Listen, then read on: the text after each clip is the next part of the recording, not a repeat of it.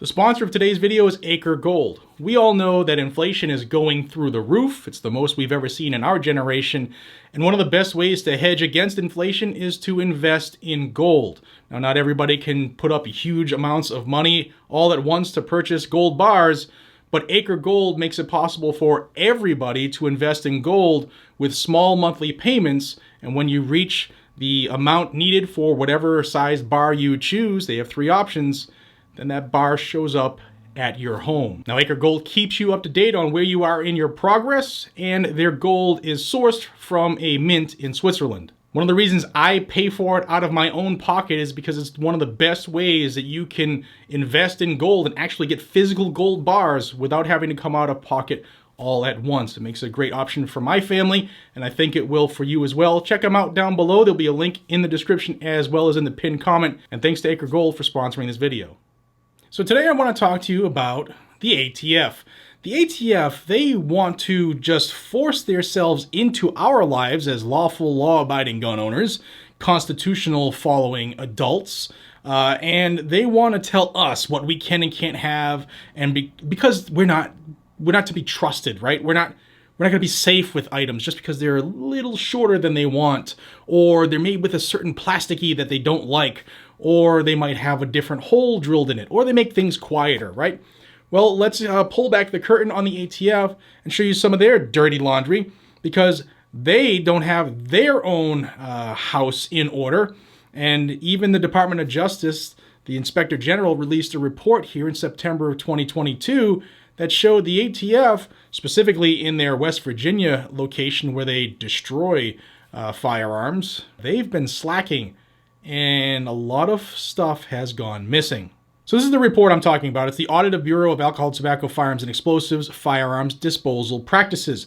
And you're going to hear me say NDB, November Delta Bravo, and that is the ATF National Destruction Branch in Martinsburg, West Virginia. See, this report illustrates that the ATF has failed to follow proper security protocols for seized firearms and parts, and it's led to thousands of firearms parts and firearms themselves to be stolen. That's right, stolen. Back in 2019, it came to a head where a contract security officer at this location, they had to lock him up because they found out he was stealing like crazily. He stole everything. First, I think I'll show you this. This is the press release back from August of 2019, and it's been a while, so many of us won't remember it. But you can see Christopher Lee Yates, who's a former contract security guard at the U.S. Bureau of Alcohol, Tobacco, Firearms, and Explosives facility, was sentenced to 168 months incarceration for stealing firearms from the government. The theft and illegal distribution of firearms presents a clear and present danger to the public. The defendant's conduct was not only audacious, it was and remains extraordinarily dangerous. The court's sentence sends a clear and unequivocal message. Importantly, many of the stolen items remain uncovered, and we encourage the public across the country to report any material information to the ATF or other law enforcement agencies. Yates, at the time, was 52 years old of Martinsburg. He pled guilty to one count of possession of a stolen firearm and one count of theft of government property. Yates was a contract employee at the National Disposal Branch in Martinsburg, West Virginia from 2016 to early 2019, and he stole thousands of firearms, parts, and ammunition. Yates sold much of the property to others across the country. The crimes caused ATF to issue more than 1,200 referrals across all 25 ATF field divisions in 49 of the 50 states, District of Columbia, and Puerto Rico. And to date, as of August 26 of 2019, when this was written, ATF has recovered 4,625 pieces of stolen firearms and parts, including 4,000 firearms parts, 3,000 of which were slides, and at least 15 rifles, because I guess they can't count, 80 handguns, including ATF duty weapons, and 10 to 15, because they can't count, 10 to 15 AR-style lower receivers, and 4 machine guns. Now, for the FFLs in the crowd, raise your hand. Yes, y'all. If you did your summaries of or any of your paperwork, your bound books, and said you took in 10 to 15 lowers, what would happen to you? Well, yeah, Joe Biden would have your FFL revoked, yet the ATF, they're okay. I'm going to give you some quotes from this report, and I'll have the report linked down below. It says, we found that NDB staff does not consistently adhere to established operating procedures in place to mitigate risk of firearms being lost or stolen. Specifically, we observed NDB staff, 1, propping open doors into secure areas of the facility solely for the sake of convenience. 2, allowing visitors to enter the facility through doorways other than the main entrance and drive their cars into the facility to unload firearms. And 3, permitting unauthorized individuals to access NDB vault storage spaces. Failure to strictly adhere to established operating procedures not only undermines the NDB's security protocol, but unnecessarily places firearms in NDB custody at risk of loss or theft. Another quote, prior to our audit, the NDB did not adequately track the keys used to unlock shipping cases containing firearms slated for disposal. While the NDB had an inventory and a checkout log for its padlock keys, we found that the key log was not properly updated when the keys were removed from the storage area.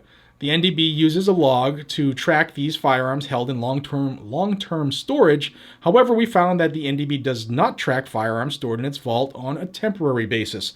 NDB should know the whereabouts of all firearms in its custody and should track firearms held both in long-term and temporary storage. Some other quick quotes from this, and then I'll let you have at it.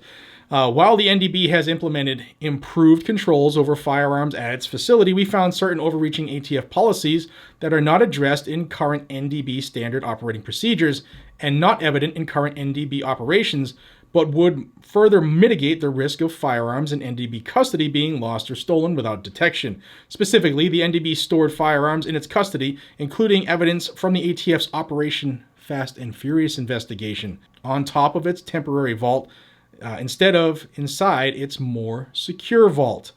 These items are stored in shipping cases and are accessible using one of many ladders kept in the same area of the facility. We found that this practice was inconsistent with ATF policy. So this report is pretty damning on the ATF and their ability to keep things, I guess, under lock and key. And you would think that the Inspector General report would lead to like a serious backlash, right? Because again, FFL, if you did it, what would happen to you? You would lose everything because you would be considered a rogue gun dealer. Well, ATF, they're not even protecting the evidence from Fast and Furious. I wonder why they wouldn't protect that. If you have an idea of why they wouldn't protect that evidence, leave a comment down below because I think I might know why they wouldn't protect that evidence. But no, the Inspector General didn't come down hard on him. Gave him a list of 10 things that they can do to improve stuff, and you know, try better next time, buddy. Basically, ridiculous. The ATF is a fraud. They can't even keep their own house in order, but they want to tell you what you can keep in your house. Yeah, smell that? Smells like bullshit. All right, guys and gals, thank you so much for your time. I appreciate each and every single one of you. Thank you so much for watching Guns and Gadgets. It allows me to do what I can to help others. Like this past week, I was down in Florida helping our Blackout Coffee team. Here they are right there smiling. You and your donations directly helped get these folks, this is my extended family, helped get them back up and going. And hopefully we left them in a better place than they were in prior to our arrival after the storm affected each and every single one of them and their families.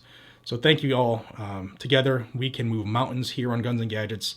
And if you haven't joined this growing freedom family, please do that below by hitting the subscribe button. Just come on and join us. I will give you Second Amendment news every single day, oftentimes multiple times a day. And I really would appreciate having you here with us. Guys and gals, thank you from the bottom of my heart. And I will see you on the next one. Take care.